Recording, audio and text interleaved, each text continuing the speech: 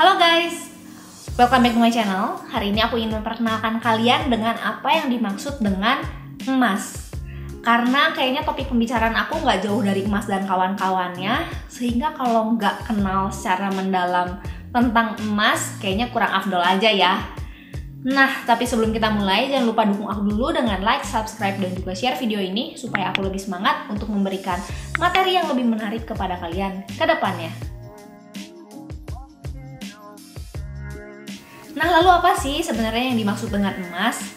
Emas merupakan salah satu zat kimia yang ada di tabel periodik. Dia memiliki simbol AU dan memiliki nomor atom 79.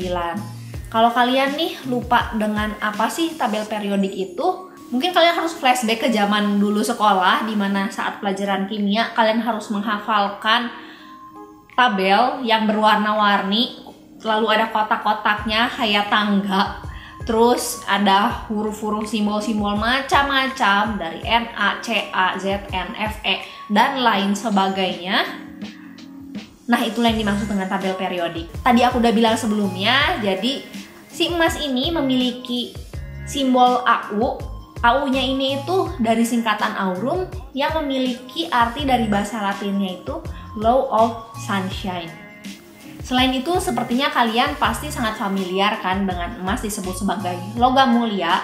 Sebenarnya logam mulia itu nggak cuma emas aja loh. Jadi banyak jenis logam lainnya yang termasuk ke dalam logam mulia ini. Namun emas memang masuk ke dalam jenis logam mulia ini karena dia memiliki ciri khas tidak mudah untuk berkorosi dan beroksidasi. Sehingga emas ini merupakan salah satu logam yang sangat sulit untuk berkarat. Bahkan kalau menurut aku sih, kalau emas murni nggak bisa berkarat ya. Lalu sejak kapan sih emas ini ditemukan? Jadi berdasarkan hasil penemuan arkeolog, emas ini sudah ditemukan sejak 40.000 tahun yang lalu. Namun penggunaannya sebagai perhiasan baru di tahun 6000 sebelum Masehi dan dijadikan alat tukar di tahun 3000 sebelum Masehi atau pada zaman Mesir kuno. Jadi waktu zaman Mesir kuno ini emas baru dipergunakan sebagai alat tukar dan juga perhiasan. Nah, lalu gimana sih sebenarnya emas ini terbentuk? Jadi berdasarkan beberapa jurnal, emas ini tuh merupakan hasil dari tabrakan meteorit yang terjadi lebih dari 200 juta tahun setelah bumi terbentuk.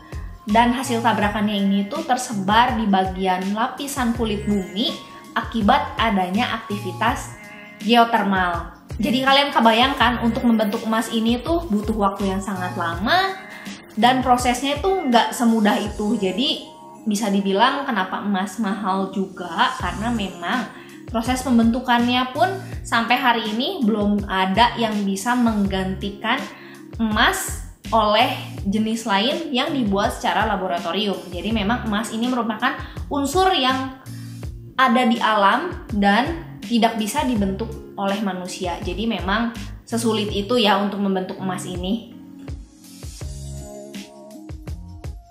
Nah, lalu gimana sih ciri khas dari emas itu sendiri? Ciri khas emas yang pertama, dia itu memiliki warna yang kuning. Seperti namanya, aurum atau glow of sunshine. Jadi memang emas ini tuh memiliki nama aurum karena ciri khasnya sendiri yang memiliki warna kuning dan dia itu berkilauan. Lalu banyak nih yang mempertanyakan apakah perhiasan yang berwarna rose gold dan juga putih itu beneran emas. Di sini aku akan jelasin kalau emas perhiasan yang warna rose gold dan putih juga termasuk jenis emas. Jadi memang ada pembentukan selama proses pembuatan perhiasan itu, di mana emas ini tuh bakalan dicampur dengan jenis-jenis logam lainnya sehingga menghasilkan warna yang berbeda dengan jenis emas murni. Jadi memang ada hasil reaksi dari logam-logamnya itu yang membuat warna emasnya akan menjadi berubah, atau misalkan campuran jenis logam lain yang warnanya lebih pekat dari emas sehingga mengubah si warna dasar emas itu menjadi putih dan juga rose gold. Ciri khas yang kedua, emas ini termasuk ke dalam logam yang cukup lunak. lunaknya tuh nggak bener-bener kayak adonan lumpur yang mudah untuk dibentuk-bentuk seperti untuk membuat perhiasan ya sebenarnya. Namun aku akan analogikan nih. Jadi waktu itu aku punya pengalaman pribadi. Jadi aku simpan emas 24 karat di dalam kotak besi, dimana mungkin saat penyimpanan itu, saat disimpan ada goncangan sehingga emas dan juga logamnya itu saling bertabrakan.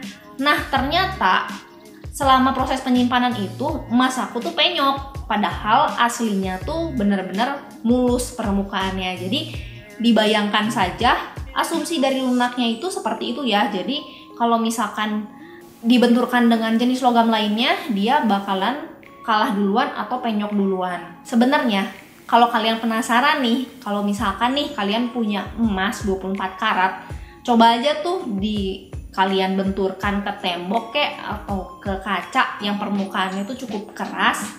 Aku yakin pasti penyok sih. Namun sebenarnya aku nggak nyaranin juga ya, karena takutnya harga emasnya nanti bakalan sangat turun karena memang dia udah permukaannya nggak mulus. Selain itu, hal inilah yang menyebabkan bahwa perhiasan itu nggak ada yang memiliki kadar emas murni ya. Jadi memang kalau perhiasan tuh sulit banget untuk dibuat dengan kadar 24 karat karena dia akan lunak sekali sehingga sulit untuk dibentuk dan juga bentuknya itu akan terbatas. Selain itu, penggunaan jangka panjang si perhiasannya itu akan terlihat penyok-penyok ya, nggak mulus lagi. Yang terakhir, emas ini memiliki ciri khas, dia itu merupakan salah satu jenis logam yang berat. Beratnya ini didasarkan dari hasil perhitungan berat jenisnya. Kalau misalkan aku mau contohkan, jadi emas ukuran 1 gram itu dia kira-kira ukurannya sebesar ini. Ini adalah iPhone SE. Kalian kira-kira tahu lah ya iPhone SE ukurannya sebesar apa. Ini sama juga kayak 5S, dimana di sini tuh dia bahkan ukurannya lebih kecil lagi daripada ini. Jadi kira-kira lebih panjang. Jadi mungkin lebarnya tuh nggak selebar iPhone SE. Jadi kalian bayangin untuk ukuran 1 kg aja ukurannya cuma segini. Kalau misalkan aku ngebayangin pertamanya, emas 1 kilo itu mungkin kira-kira segede gula ya, jadi segede kantong gula gitu, jadi kayak sebesar itu. Ternyata emas 1 kilogram cuman sebesar ini, lebih kecil bahkan. Dan waktu pertama kali aku awam di industri perhiasan, jadi waktu itu aku memang ada tanggung jawab juga untuk megang barang emas 1 kilo, jadi memang itu adalah bahan untuk dibuat perhiasan. Jadi waktu itu aku disuruh untuk nganterin ke produksi. Di situ aku pikir ukuran logam sebesar ini bakalan seringan handphone kan. Jadi kayak aku ngerasanya ringan. Lalu ada 2 atau 3 tumpuk, aku pegang dengan satu tangan, sebelah tangan doang. Kayak ngerasa sombong banget. Lalu begitu aku angkat, emasnya jatuh dong, apalagi permukaannya tuh licin kan. Jadi kayak dia jatuh, penyok. Aku udah panik tuh. Untung karena memang itu dibuat untuk perhiasan, jadi memang aku tidak dipermasalahkan karena si emasnya itu penyok. Kalian bayangin kalau aku misalkan harus ganti emas itu 1 kilogram, ya aku mungkin bakalan kerja seumur hidup ya di situ. Nah, setelah tadi aku udah jelasin nih apa yang dimaksud dengan emas, lalu sejarahnya seperti apa, proses terbentuknya bagaimana, dan ciri khasnya seperti apa, kalian pasti sadar nih kenapa emas bisa jadi semahal itu, dan juga kalian bisa bedain antara emas dengan jenis-jenis logam lainnya. Sekian video aku kali ini, thank you yang udah nonton dari awal sampai dengan akhir. Apabila kalian merasa video ini bermanfaat, boleh tolong di like, subscribe, dan juga share video ini supaya aku lebih semangat lagi memberikan video yang lebih menarik ke kalian ke depannya. See you in the next video. Bye-bye!